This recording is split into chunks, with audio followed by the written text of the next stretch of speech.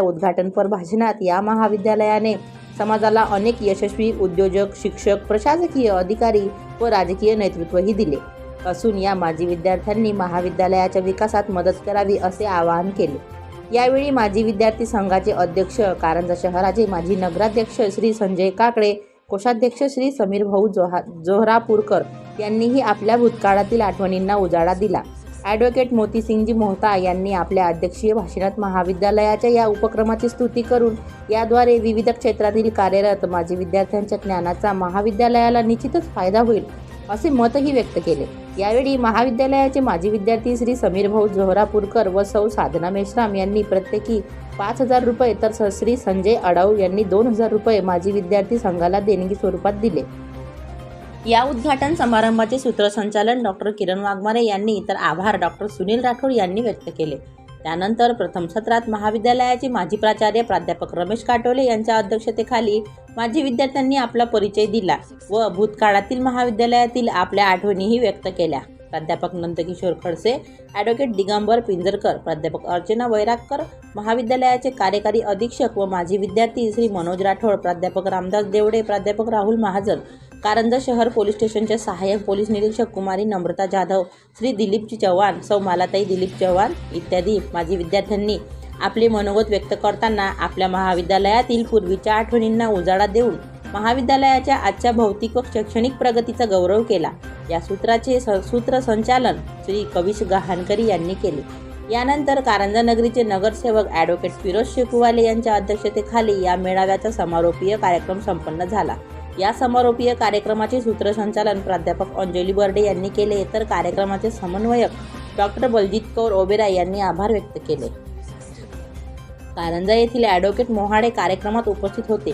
या कार्यक्रमाकरिता संपूर्ण राज्यातून विविध क्षेत्रातील 150 पेक्षाही जास्त माजी विद्यार्थी उपस्थित होते। या कार्यक्रमाच्या यशस्वीतेसाठी माजी विद्यार्थी संघाचे पदाधिकारी, महाविद्यालयातील शिक्षक व शिक्षकेतर कर्मचारी यांनी भरपूर परिश्रम घेतले व तसेच माननीय श्री दिलीपराव चव्हाण यांनी माजी विद्यार्थ्यांना खूप चांगल्या प्रकारे संबोधितही केले आणि प्रोत्साहित पण केले। त्यांच्या भाषणामध्ये त्यांनी काही विनोदी तर काही गंभीररित्या विद्यार्थ्यांना समजावून सांगितले। तर बघूया कालच्या या सांगता कशा प्रकारे पार पडली। चला तर मग तत्पूर्वी आमच्या यूट्यूब चॅनलला सबस्क्राईब जरूर करा। नमस्कार। मी नोकरीसाठी जात होतो त्यावेळेस 2-2.5 लाख रुपये डोनेशन मागत होते। आपल्याकडे तो 20 रुपये 25 रुपये नव्हते। अशा याच्यात मला वाटलं हे लोक डोनेशन मागतात त्याच्यापेक्षा आपण स्वतः शाळा काढावं आणि लोकांकडून डोनेशन घ्यावं म्हणून मी एका छोट्या कॉन्व्हेंटची सुरुवात केली। KG1 KG2 nursery. आज योगायोगानं माझं 1 ते 12 कॉलेज आहे आणि नात्याने जेवढं सोडायचे आहे ते एक जण सोडून सर्व मित्रमैत्रिणीमध्ये येते कारण ती पहिले मैत्रीण होती नंतर वाईट झालेली आहे म्हणून मग मित्रमैत्रिणी म्हटलं होतं।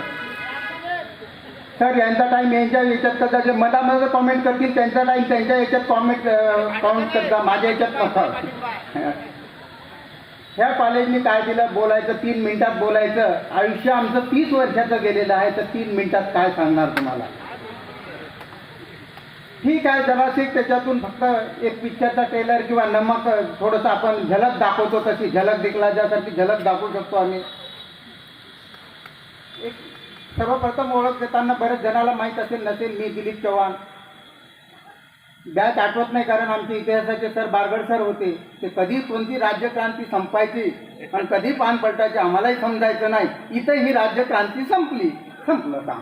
इतिहासाचे विषय होतो इतिहासाचे विद्यार्थी होतो आम्ही पण आमचा संबंध ते तारखाशी काही जमला नाही म्हणून मलाही आठवत नाही की कोणत्या बॅचचा मी विद्यार्थी होतो म्हणून। आम्ही कॉलेज खऱ्या अर्थाने जगलो। बाकीचे शिकले असतील पण आम्ही खऱ्या अर्थाने जगलो। सगळेजण सांगतात आमच्या वेळेस असा काळ होता आमच्या वेळेस तसा काळ होता। मी माझ्या मुलालाही सांगतो की आमच्या वेळेसचा काळ तुमच्याही पेक्षा चांगला होता। माझ्या विद्यार्थिनी मैत्रिणी माझे विद्यार्थी मित्र साक्षी आहेत त्याचे। आमच्या वेळेस काही असं मुलींशी बोलायचं नाही मुलांशी बोलायचं नाही। माझी एक वर्ग मैत्रीण आहे ती साक्ष देऊ शकत। आमच्या इथं कोजागिरीचा कार्यक्रम होता रात्रीची यायची नव्हती परमिशन नव्हती तिला यायचं होतं। आत्ता सांगितलं तिने आठवण दिली त्या उजाळणी केली त्यावेळेस माहीत पडलं तर मी म्हटलं ठीक आहे, तुझे वडील नाही होतात का, मी येतो घरी सांगायला. तिच्याच क्लासचा मित्र तिच्याच घरी जाऊन तिच्या वडिलाची परमिशन देत होता आणि कोणत्या गेलं तर रात्री पाठवत होता. त्यावेळेसचा असलेला त्यांचा तो विश्वास होता. जगायचं आम्ही आजच्या मुलांना मी नेहमी सांगतो की ते मोबाईलशिवाय कसं जगायचे, काय जगायचे, कसा संवाद साधता एकमेकाशी. आता त्यांना सांगून काही फायदा नाही आहे ते. परंतु त्यावेळेस आम्ही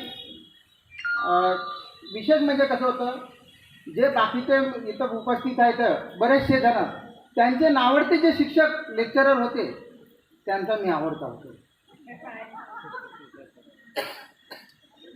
कला होती सर वगैरे सगळं सांगतील. आताही मला बोलायचं असेल तर लोक बोलायचं आणि काय करतील, जिल्हेवार कुठं आहे, जिल्हेवार सर कुठं आहे, कारण जिल्हेवारचं पिकतो. हां कधी आलं ना व्हायचं असं.